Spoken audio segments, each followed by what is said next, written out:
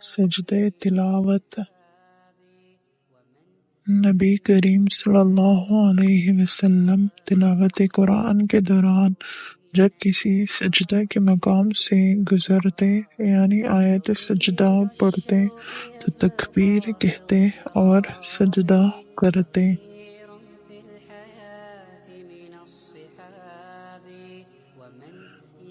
سجدہ تلاوت واجب ہے۔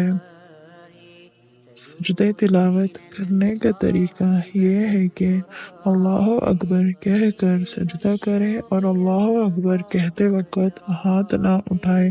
سجدے میں کم از کم 3 بار سبحان ربی الاعلیٰ کہہ کر پھر اللہ اکبر کہہ کر سر اٹھائے۔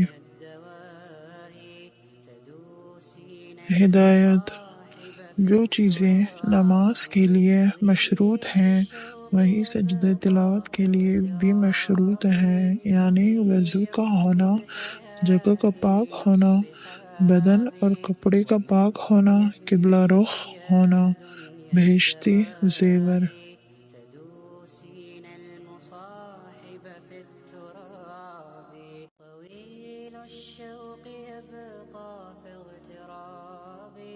فقير في الحياة من الصحاب ومن يأمنك يا